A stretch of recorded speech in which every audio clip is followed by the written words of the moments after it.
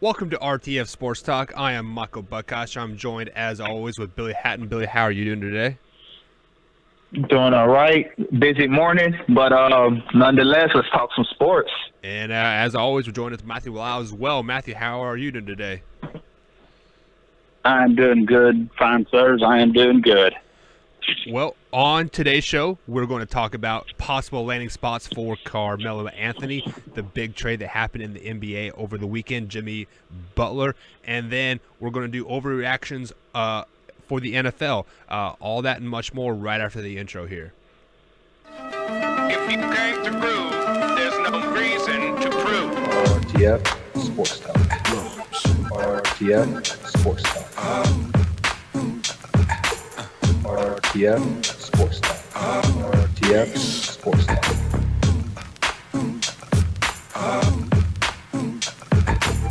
And now you've got yourself something funky. RTF Sports Talk. RTF Sports Talk. RTF Sports Talk. RTF Sports Talk. RTF Sports Talk. Alrighty, welcome back to RTF Sports Talk here. So we're going to jump right into today's show here, and the big news that's kind of happening in the NBA, besides the trades, of course, is Carmelo Anthony and his possible landing spots. Matthew Lyle, where's a good landing spot for Carmelo Anthony, and like, why would this be a good landing spot in your eyes? We'll go ahead and start with you. Well, I'm going to give out some of the early contenders. You know, a lot of people have been saying Philadelphia. I don't quite think Philadelphia is a good landing spot for them. Kyrie has said that he wished he had a 14, 15-year vet to run through, help them get through to the playoffs. Boston's not really a good landing spot due to how many big or threes and fours that they have there. I would say some people even said Golden State. As a Golden State fan, I'm going to say no, thank you. Just keep on going. A lot of people are saying L.A., and me and Billy talked about this. I do think L.A. is probably the best spot in the NBA for him, given the fact that they're really not sure what kind of team they're going to have right now, and they're just trying to get some leadership. And I think LeBron is the one person that Melo would listen to. When I said, hey, man, I need you to come off the bench, I think he would listen to Melo before he would listen to any of the 30 coaches in the league. Now, with that being said, what I think he should do, and obviously I'm not a pro athlete with the pride that it takes to get there and the self-confidence, but you just see it so often, especially these last couple of seasons here. I would go to China. The man can shoot as much as he wants, score 100 points any game he wants, get the Stephon Marbury statue. The man could be a legend. They would love him. He would get his own show. He would get his own cereal. He would get his own shoes back. He would have a statue. They might even name a city off of a player like Melo overseas. Now, obviously, he's not going to. The pride might take a hit, but you talk about setting up the next years of your career, maybe in the next decade, because once you get to that status, you're getting restaurants named after you. You're getting food named after you. You're getting maybe even a car named after you. Go over there and be a legend. I mean, the world. It's the game is so international now. The world's so international now with social media. You're not going to go over there and be forgotten about. You're just going to go over there and be loved by a different group of people. And still, I mean, ESPN's still going to talk about you. So if it was me personally, let me go be a hero over here. That's disrespectful. I'm just going to say that. That's totally disrespectful. But before I'm going to get to the teams first. LA, as he already mentioned, I think. Well, we know how LeBron feels about veteran leadership, which is the reason why he quote unquote signed off on the Tyson Chandler thing. He went and asked Rondo to join them. He called up Lance Stevenson. He wanted JaVale McGee. We know LeBron don't like playing with young guys. He likes playing with veterans. I think that works. Obviously, the friendship there. I think Milwaukee could use another veteran presence on that team as they push to try to be the best team in the East. I also think the Clippers, he could work well in that system where they don't really have all-stars on that team, So I think he can work well with those teams. Let me just get to the real point. I don't like that Melo is being used as the scapegoat. Let me run something down to you. Chris Paul making $160 million a year. I mean, $160 million over 4 years. He's averaging 17 points per game. That's only 4 points better than Carmelo, the guy who's making $2.4 million. He's shooting 37% while Melo is shooting 42%. And the wins, CP3 is doing amazing. He's shooting 46. But in the losses, he's shooting 33%. Harden shooting 40% on the year. Now we know Harden can score obviously because he gets to the free throw line a lot, so his points are going to be skewed a lot. He's averaging 27 points per game, shooting 40%. In November, he's shooting 37%. In November, Melo shooting 45%. So for me, Clint Capella, his field goal percentage is going to be a little off. He's shooting 64%, but that's like me telling you, oh, man, LeBron James is the best shooter in the league because 1 year he led the league in field goal percentage. A lot of his points are around the basket. Can we start with this Melo is the reason why they're playing so bad? And how about let's talk about Daryl Morey? I said this earlier when we first talked about this. Daryl Morey is the real problem. People are trying to say that he replaced that they got rid of Trevor Ariza and Luka Badamute for Carmelo. No, they got him because they had nobody else, because they had already let these guys go before Melo was even in any trade talks.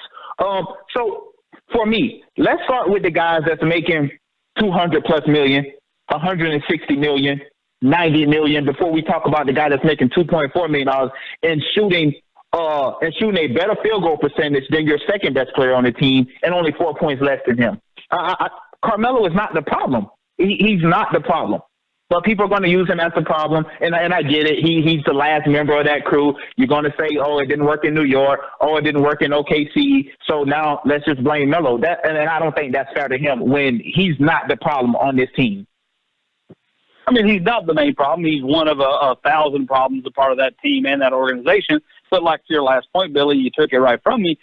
It's just how it works.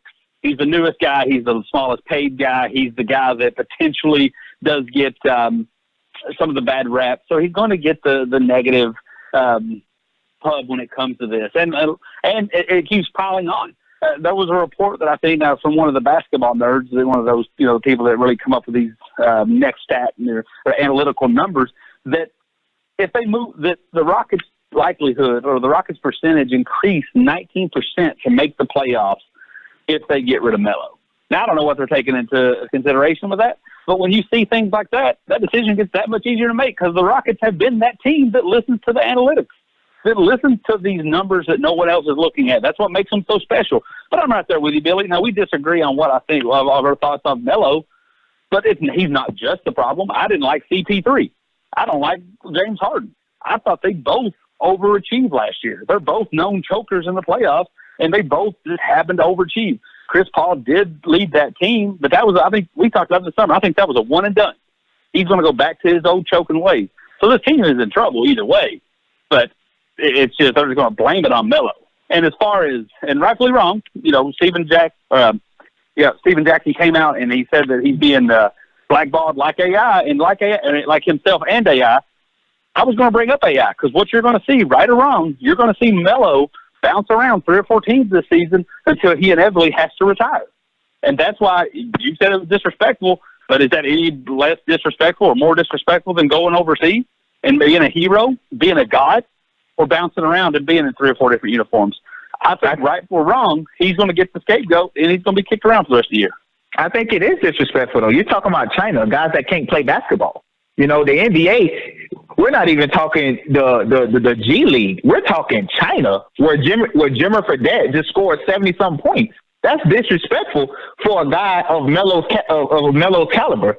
He's not Stephon Marbury. He's not Jimmer Fredette. He's none of these guys. This guy is a future Hall of Famer.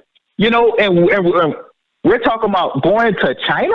Yes, that is disrespectful, especially when he's not the problem. When he is not the problem at all. And, and I get it, now that's not to say Melo hasn't played bad. I'll be crazy to sit up here and say Melo hasn't played bad.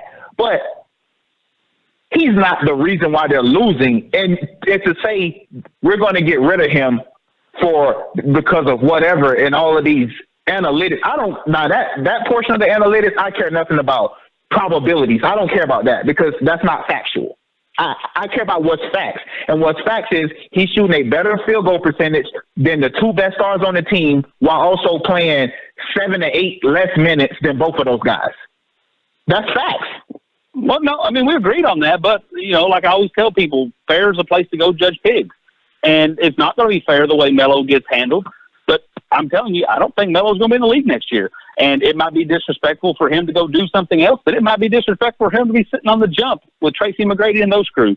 So I would rather go overseas and be treated like a god than be forgotten about in the G League. I'm just saying I think he's going to get, if he is being blacklisted or whatever Steven Jackson said him and AI happened, maybe it's going to happen. I don't know. But clearly I don't think he's going to see himself get to stay as long as he wants like some of the other greats. And I think he has to make that decision up for himself.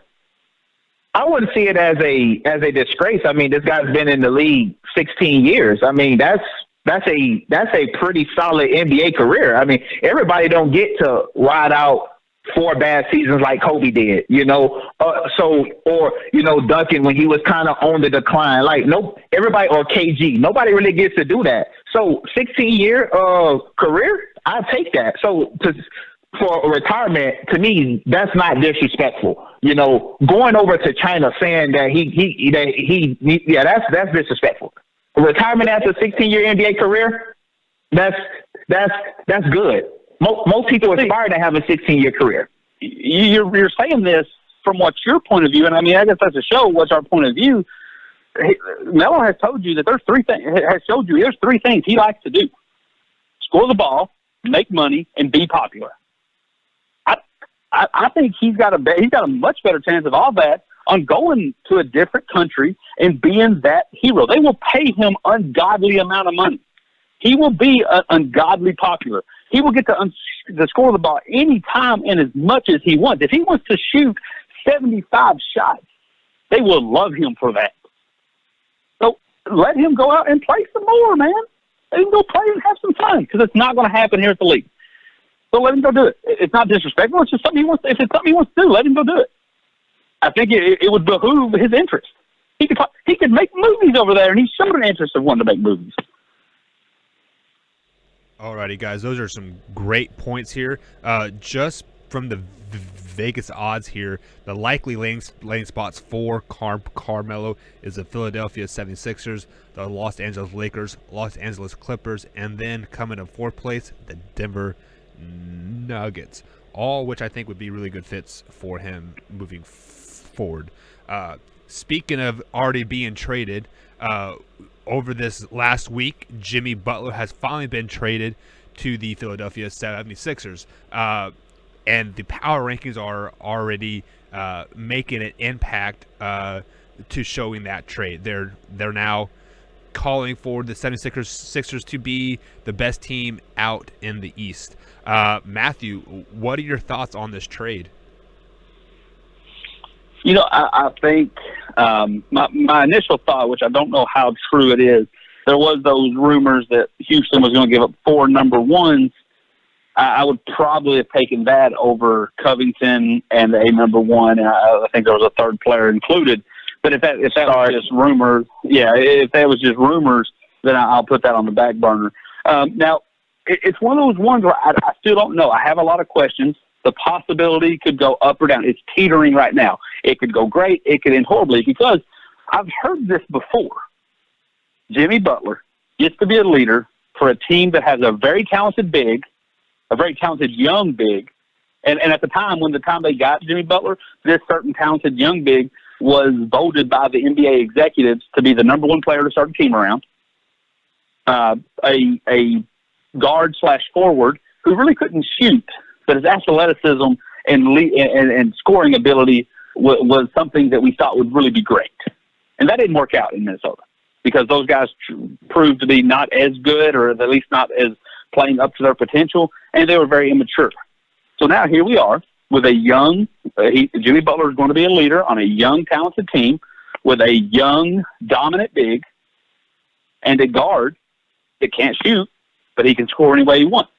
Now, I happen to think that these two players have a bigger upside than the other two, and if that seems to be the case, then I think this could end very well. But what if these guys are just equally as immature?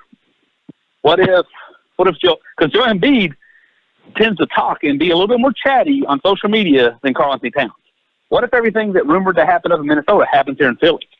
What if Embiid's just a little too silly? Butler doesn't like it. God forbid if Butler hooks up with some chick that Embiid's into. That'll be blasted all over social media.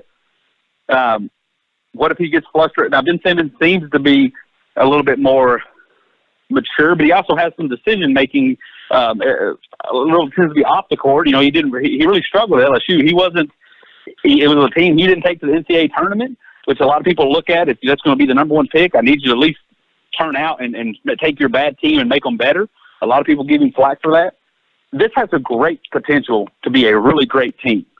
But a lot of the red flags over the last season was raised in Minnesota.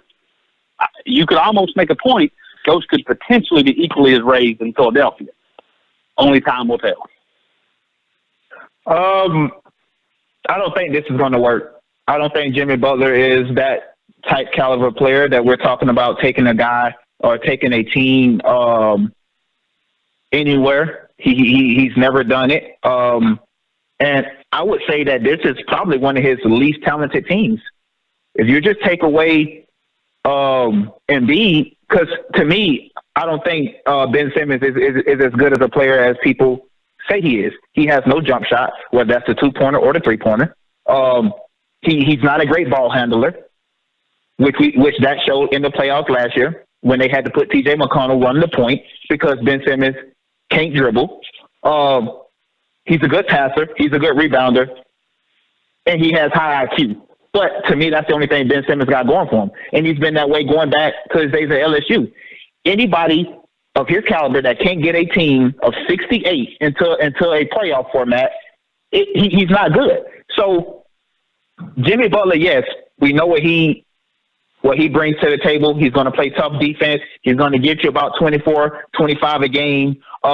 We know what Embiid is going to bring. To me right now, I think he's the best big man in all of basketball. But they don't have anything else. They got J.J. Redick, but they lost Covington, who was all defensive first team last year. Saric, who is a really good 3-point shooter for that team. Now they got no shooting. So now you got Ben Simmons. Now you got Joel Embiid. Jimmy Butler, who also can't really shoot. He can hit it every now and then, but he's not a consistent shooter. And J.J. Redick's your only consistent shooter. Now, to your earlier point, Matthew, I said this yesterday on Unpopular Opinion. How do you turn down 4 first-round picks to get Saric and Covington when your team is not made to win a championship right now? Even with Jimmy Butler, your team wasn't going to win a championship. So why not take your 4 first-round picks and say, we're going to be good later? Trade them to Houston. I understand they probably want to trade them in conference to Houston. But to me, I think that's the exception of the rule. This is not the Cleveland Cavaliers trading Kyrie to their rival in the East, who they just saw the year prior in the Western Conference Finals.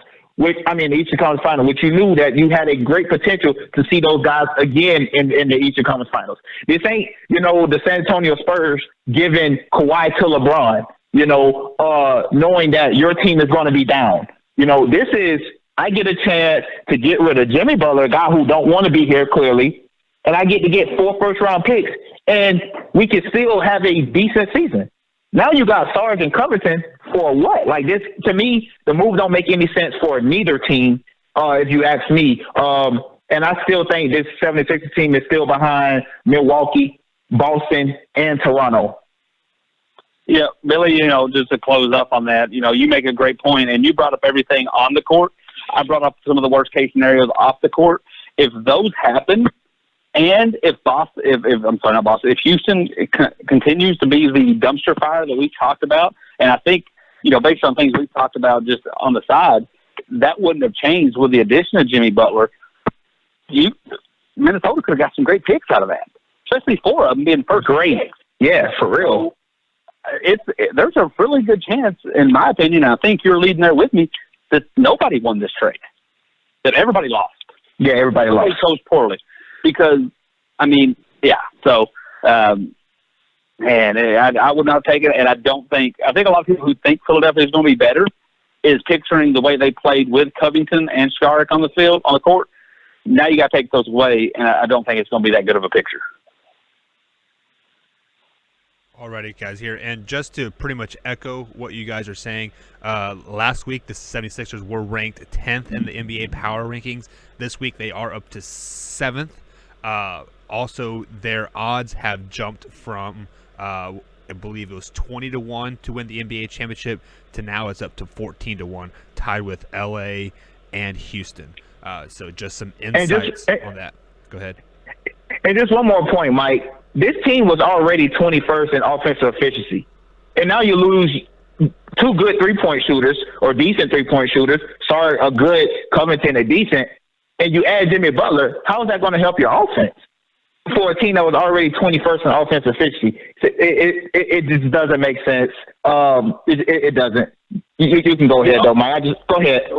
Yeah, well, this is one thing. The only thing that's going to save it, and I think that we'll just make this real quick, is if Jimmy Butler is somewhat aware of his career going in a certain direction, and he's able to just come out and have the best season of his career and acts like a leader and a captain on the court, and he's great in front of the TV and in front of the locker room. He's great on the perception of him is awesome, and he averages 30 points. That's the only way that this is going to work out. And I agree. I agree with you on that one. And just to take the words out of Matthew Lyle's mouth here, it is only November. Talk to me in January. So moving forward here, let's go ahead and move on to the NFL. One of my favorite segments that we do on the show is Overreaction Tuesday. And we're going to start with Matthew. Overreaction. Mitchell Trubisky is this year's Jared Goff. Overreaction, underreaction. It's an underreaction in the sense that it's a young, talented quarterback with tons of potential being teamed up with a creative, offensive-minded coach, and it's working. And the defenses tend to be showing up and helping them out through I don't have the numbers in front of me, so I don't know what's the difference between Goff last year and Trubisky this year. But obviously, I would think this Bears defense is really solid, and that helps him get through a lot. And he's got some young, great playmakers, just like Goff did, and Gabriel and Cohen. So, yeah, I would say it's an underreaction because I think if you look in the purest sense of that, yeah, just young, potential, loaded, talented quarterbacks with great offensive-minded coaches is getting it done. Yeah, I agree. I think it's an overreaction. He is playing well. I think the numbers was like 19 touchdowns to 4 interceptions. That's 19 total because I think he got 17 passing, 2 rushing. But just for me, I mean, I think we're overreacting to their record right now, and their record shows that they're beating up on teams that's not good. All 6 of their wins, all 6 of them, have came against teams under 500 right now.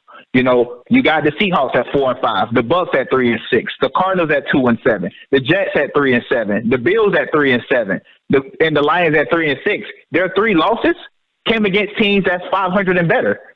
So yeah, he's playing good against bad teams, which is what you're supposed to do. Because if he did, then we'll come out and say, hey, look, he played against all these bad teams and he did nothing. But I'm not going to overreact to you beating bad teams when you're an NFL pro at first round pick. I just don't see that. I think it's overreaction.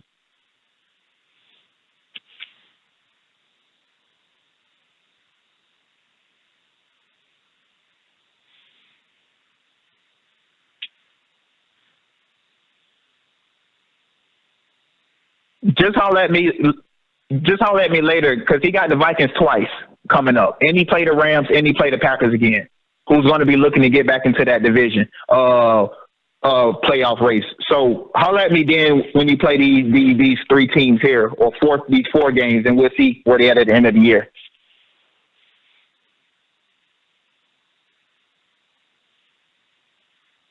And it was a Lions team without Darius Slay. Yeah.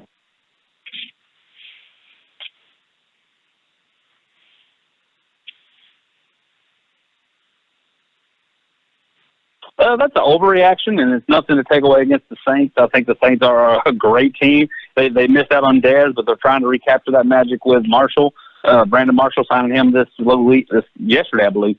But even without, they won every game without him. So I think it's fine. The backfield with Kamara and Ingram seems to be rolling. Breeze is playing at a elite level. The only reason I'm saying it's an overreaction is me and Billy disagree on this. I think the Panthers are starting to fall off, which I think the Saints are going to lock that division up. They do have the Eagles. They do have the Steelers on the schedule remaining. Both teams that definitely have something to prove if they want to win their division and lock up a good playoff spot. So I think you're going to see, especially with Breeze being older, it's not like Patrick Mahomes where you need him to play all 16 games and get in a great rhythm. Breeze has a Super Bowl ring. Breeze has done this before. So I think as soon as they lock that division up, whether it be week 14 or week 17, I think you see them bench Breeze for a game or two, which makes them susceptible to losing to anybody. So I think that's a overreaction. I agree with some of your points. I do think it is overreaction. I think they're going to go 13-3 because I think they're going to try to push. Although they're going to have that division wrapped up, they're not just playing for getting into the playoffs. I think they're fighting for the number 1 seed because now we see that the Rams can be beat. And so for me, I think both teams will go 13-3, the Rams and the Saints. But the Saints will obviously own the tiebreaker. So I think they're trying to go for the number 1 seed to get home field throughout the playoffs, throughout the NFC playoffs. So yeah, it's an overreaction, but I think they're going to fight for the number 1 seed. Alrighty, guys, and just some insights on this. Their upcoming home games, they do have the Eagles, Falcons, and Steelers. Also, the Panthers at home, and then for the road games for the rest of the season, they do have Dallas, Tampa, and Carolina again. So they do play the Panthers twice in the upcoming weeks. I believe it's week 15 and 17 that they play the Panthers. It's pretty much a back-to-back game there. So moving on to the final overreaction, underreaction for today's show. The Patriots won't get a first-round AFC bye. Matthew Lyle. I'm going to cop out on this one. I'm going to do a toss-up. I'm not panicked by what I've seen. If we want to talk about the 3 losses they had, they all 3 came against somebody that wants to beat the Patriots really, really bad. 2 an ex-Patriots coach and ex-Patriots players with a team full of ex-Patriot players, and a Jacksonville team who treated that game like the Super Bowl. So I'm not going to overreact by what I saw in that one game, but the Steelers are playing really good. The Chiefs, even though they have that win against the Chiefs, that doesn't mean anything if the Chiefs doesn't lose again. So, but I'm going to say toss-up because there is some urgency there, but it's not really a concern because the Patriots do have a chance to beat the Steelers and take that number 2 spot, which would be a bye, even if Kansas City doesn't leave or doesn't lose. So I'm just going to say toss-up on that one. It is what it is. I'm going to say it's not an overreaction. There's cause for concern, especially if Gronk is not able to play. And I know they've been able to win without Gronk, but this ain't the same team. So history sometimes is the best lesson, but this team doesn't look like old Patriots teams, especially now without Gronk. And I know people will say, well, Gronk only got 1 touchdown this season, but that's what Gronk does. He pulls away 2 defenders so everybody else can shine. Now, I think, to Matthew's point, I think they could slide in there and get that first round bye because I think by default, because the San Diego Chargers or the Los Angeles Chargers and the Kansas City Chiefs is in the same division. Right now, I think those are the 2 best teams in the AFC, if you ask me, Kansas City and the Chargers. But, yeah, I mean, kind of a toss-up, but I think it's not an overreaction just based on the Steelers are playing well. So Houston is playing well, and they're in a division that's kind of so who knows? All right, just to play go ahead, Matthew. Well, I was just going to say it's an interesting point anytime you're talking Patriots fan to not, is because Patriots fans, such as myself, we're always going to look at history. But if you're not a Patriots fan, and I see this all the time on ESPN, the NFL Network, you really want to be the first one because that, to steal from Max Kellerman, that cliff is coming for Brady and these Patriots. It's just a matter of when. And everyone wants to be the people that predicted it. And after every loss, after every bad performance, they always want to be the team they always want to be that person, that insider that says that was the game. So you're going to hear it after every loss, every struggle, every poor performance. To Billy's point, can they win with or without Gronk? Me and you we all three have debates about this off the air, and we all just want to be right. And so every time it's a bad performance, we're saying, boom, it happened right there. Who knows when it's going to happen? History will dictate. But I think there is a chance for them to still get that bye. And Billy brought up a great point with the Chargers being the second best team in the conference. They can't do anything about it because the only team better than them in the conference is better than them in the division. All right, so I'm going to have a follow-up question for you guys here in a second as soon as I rattle off some stats here. The Patriots are 7-3, but they are 2-3 on the road this season. They pretty much had that division locked up, so they will be guaranteed a home playoff game. But at the present time, like you had, just like what you guys alluded to, you guys have the Chiefs and the Chargers that are currently ranked higher than them as records stand, as well as the Steelers. Also, the Texans and are coming on strong as late. So the question to you, Matthew, is: yes, the Patriots will have a home playoff game, but do they win that home playoff game even though they are 5-0 at home this season?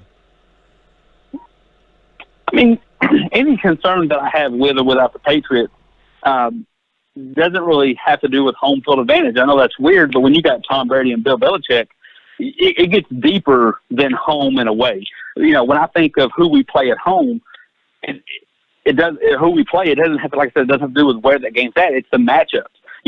You guys are always so mentioning that they're done without Gronk, and I argue and dispute that. But there are some teams that I think Gronk is that difference maker. The Steelers are one of them. If we play the Steelers at home and Gronk's 100% healthy or as healthy as possible, I'm not worried about it. But we play the Steelers in Foxborough without Gronk, it's a different story. How are we able to stop Mahomes? That pass rush, that secondary, doesn't matter if it's in New England, Kansas City, or Alaska. If we can't get that pass rush and that secondary is not flying around, I'm concerned about playing Mahomes, Tyreek Hill, and Kelsey, no matter where the game is. So that's the record on this with this Patriots team, given the history, that doesn't concern me, the home and the way. It's the matchups and things that we have seen, things that have historically Gronk has gotten us over the Steelers. Historically, teams in the Super Bowl, teams in playoffs that can pass rush, your Ravens, your Broncos teams a couple years ago when they was Manning there, your Giants teams that have beat us, the Eagles last year, they've been able to get to Tom Brady and rush him. And or vice versa, we've not been able to cause chaos. So to me, it doesn't matter where the game's at. It's the matchups that concern me. I think it does matter where you play at. The number shows that in Foxborough against AFC teams, the Patriots are almost unbeatable at home. On the road, they can tend to fumble. Just right before Peyton retired, they went up to Denver. Probably should have lost that game. Brady didn't have his best game. The DB, I don't know what he was thinking about on that. But just for me, I think it does matter. I think this year, this Patriots team, because I can only judge you by what I see this year. I think they need to play at home in order to run the table. Because right now, I do have a little concern about Brady not being able to be as effective as he once was. So yeah, I think they do need to play at home, because if they get the right matchup, I think they could lose. Alrighty, guys, and we're going to end the show right there today. Just before I get to the final segment of your guys' hot takes, I want to encourage everybody to subscribe and like to this podcast here. It would be much appreciated. Help us spread the word. Help us spread the love of this great show that we're doing here. So, Matthew Lyle, what is your hot take for today? Matthew is gone. Billy Hatton, what is your hot take for today? My hot take for today is Willie Taggart, FSU head coach, should be fired. He's not a good coach. He's never been a good coach. Nowhere he's been. The fans in Oregon couldn't wait for him to leave. and rightly so. And he's almost ruining my Seminoles. So just for me, Willie Taggart should be gone. All right, you guys heard it here first on RTF Sports Talk. As always, thank you, Billy. Thank you, Matthew. Thank you all for joining us today, and we'll catch you guys on Thursday, 1 p.m. Have a nice day.